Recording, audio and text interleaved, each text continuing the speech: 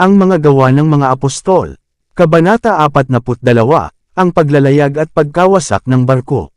Ang kabanatang ito ay batay sa mga gawa Kapitulo 27, at gawa Kapitulo 28 versikulo 1 hanggang 10. Sa wakas ay papunta na si Paul sa Roma. Nang ipasya na, ang isinulat ni Lucas, na tayo ay maglayag patungong Italia, ibinigay nila si Pablo at ang ilang iba pang mga bilanggo sa isang nagngangalang Julio, isang senturyon ng pangkat ni Augusto. At lamulan kami sa isang daong ng Adramitium, ay lamulan kami, na ibig sabihin ay maglayag sa tabi ng mga baybayin ng Asia, isang Aristarca, isang Macedonia ng Tesalonica, na kasama namin. Noong unang siglo ng panahon ng Kristiyano, ang paglalakbay sa pamamagitan ng dagat ay dinaluhan ng kakaibang kahirapan at panganib.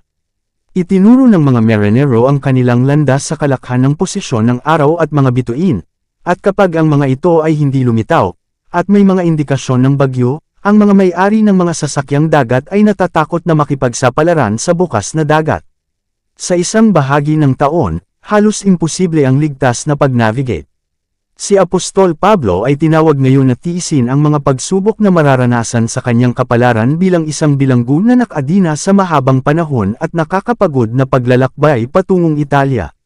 Isang pangyayari ang lubos na nagpagan sa hirap ng kanyang kapalaran, pinahintulutan siyang makasama nina Lucas at Aristarchus.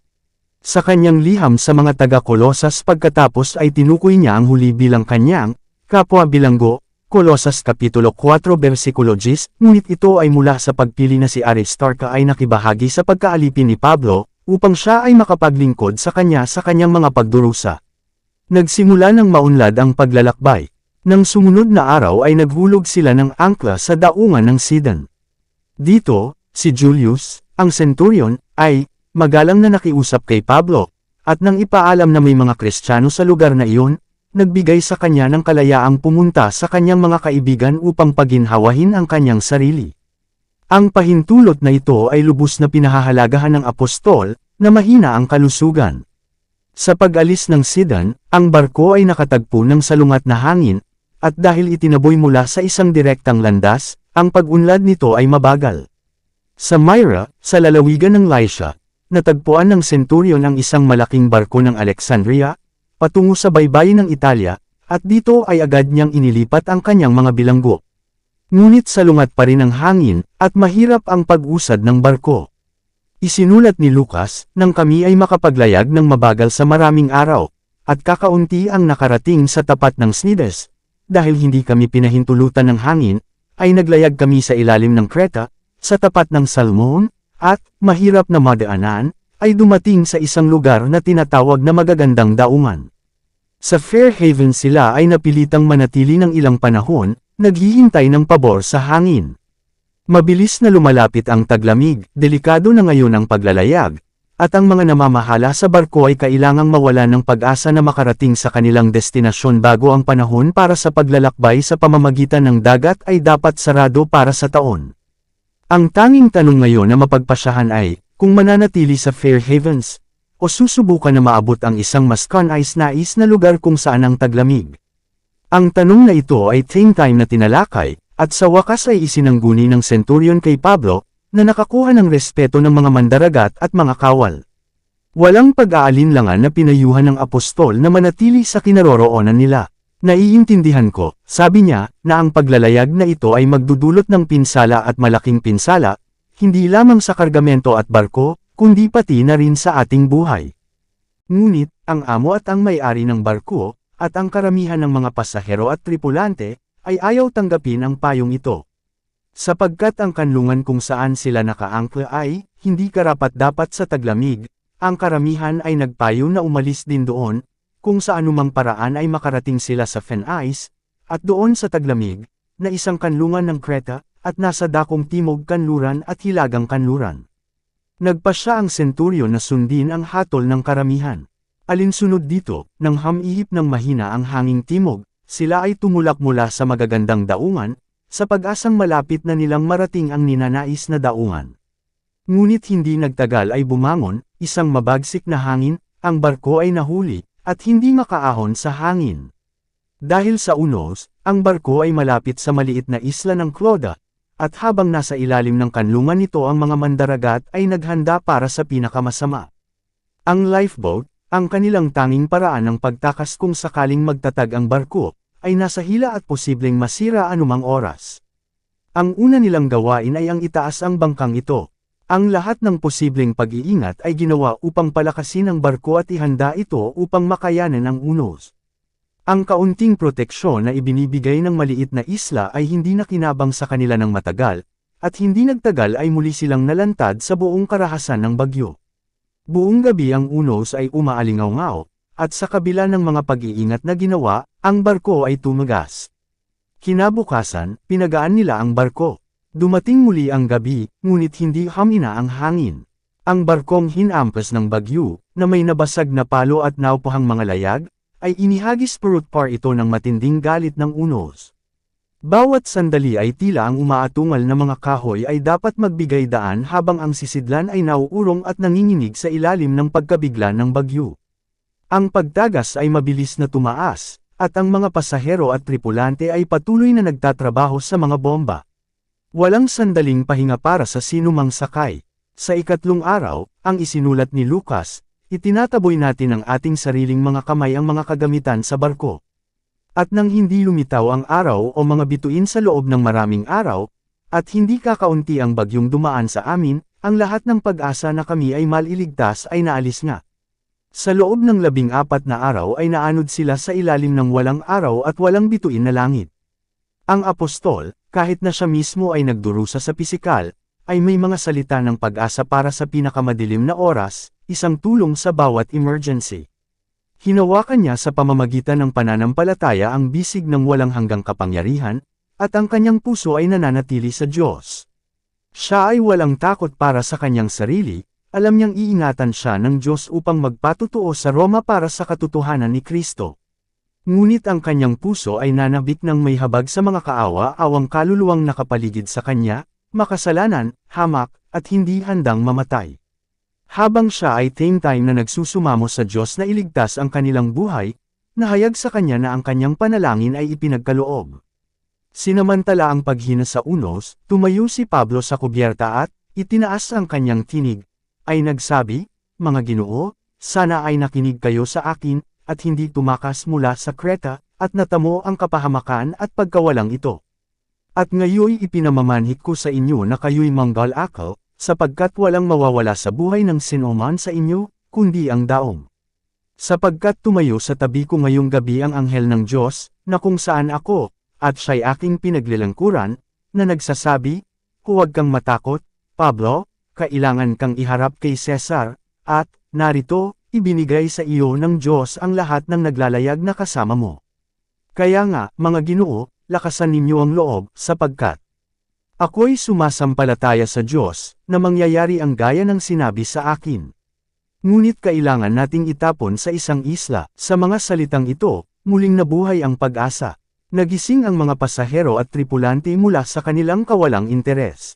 Marami pa ang dapat gawin, at lahat ng pagsisikap sa loob ng kanilang kapangyarihan ay dapat gawin upang maiwasan ang pagkawasak.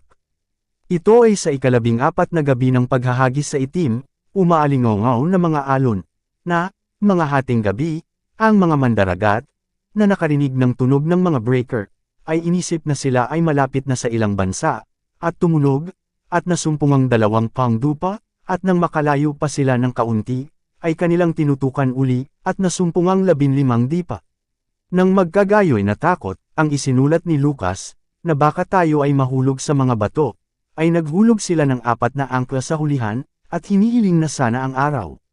Sa pagsikat ng araw ang mga balangkas ng mabagyong baybayin ay malabong nakikita, ngunit walang pamilyar na palatandaan ang makikita. Napakalungkot ng pananaw kung kaya't ang pag-anong mga mandaragat, na nawalan ng lakas ng loob, ay malapit nang tumakas mula sa barko, at nagkukunwaring naghahanda para sa paghahagis ng mga angkla mula sa harapan, na ibaba na nila ang bangka, nang si Pablo, na nauunawaan ang kanilang pangunahing disenyo, ay nagsabi sa centurion at sa mga kawal, maliban ang mga ito ay manatili sa barko, hindi kayo maliligtas.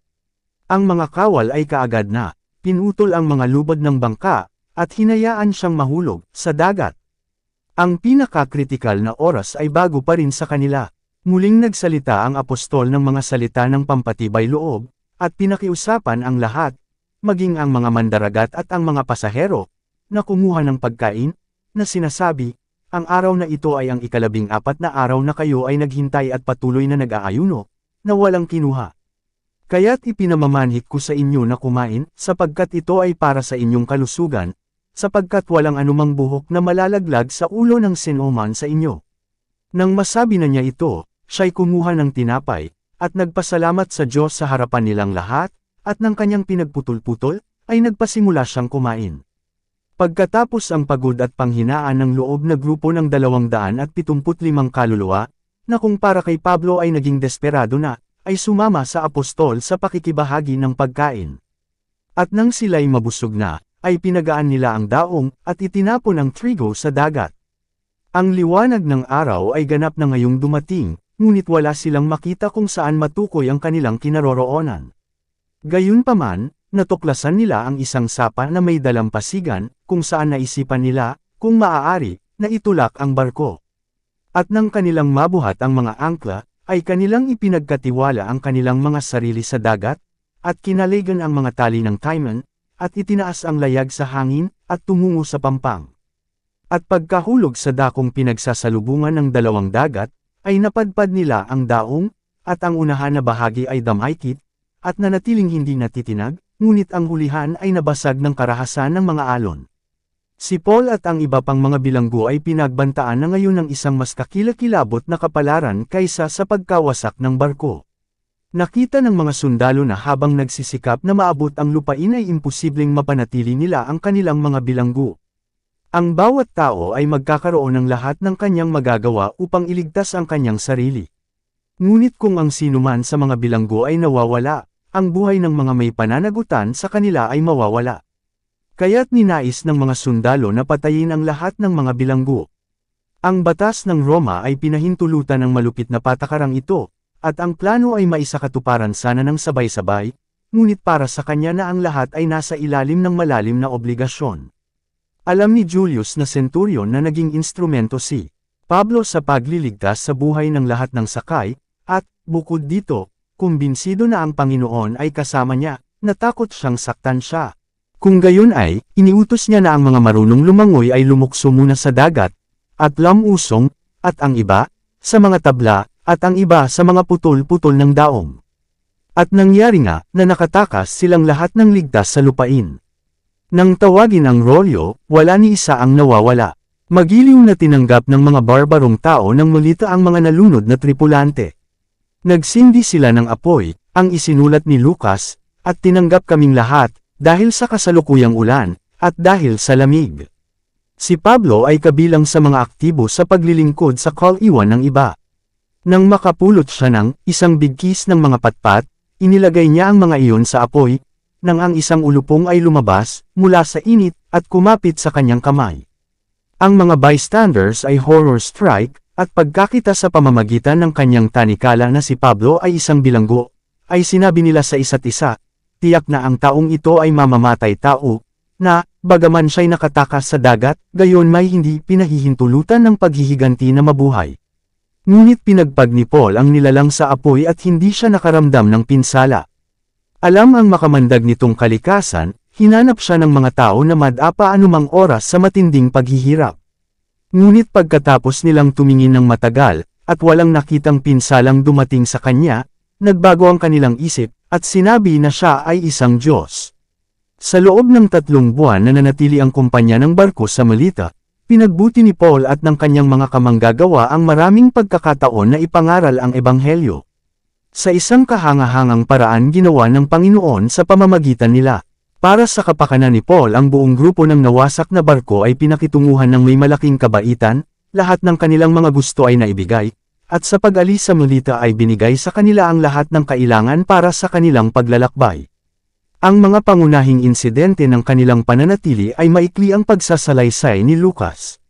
Sa lugar ding iyon ay nandoon ang mga pag-aari ng pinuno ng pulo, na ang pangalan ay Publio, na tumanggap sa amin, at pinatuloy kaming 3 araw na may kagandahang loob. At nangyari, na ang ama ni Publio ay nakahiga na may lagnat at inaagas, na siyang pinasok ni Pablo, at nanalangin, at ipinatong ang kanyang mga kamay sa kanya, at siya'y pinagaling. Kaya't nang ito'y magawa, ay nagsiparoon naman ang iba, na may mga karamdaman sa pulo, at pinagaling, na pinarangalan din nila kami ng maraming karangalan, at nang kami ay umalis, pinasan nila kami ng mga bagay na kinakailangan. Dito nagtatapos ang Kabanata 42. Para updated ka sa susunod na kabanata, ay huwag kalimutang mag-subscribe, mag-follow at mag-share sa ating channel Renilab TV. Maraming salamat po.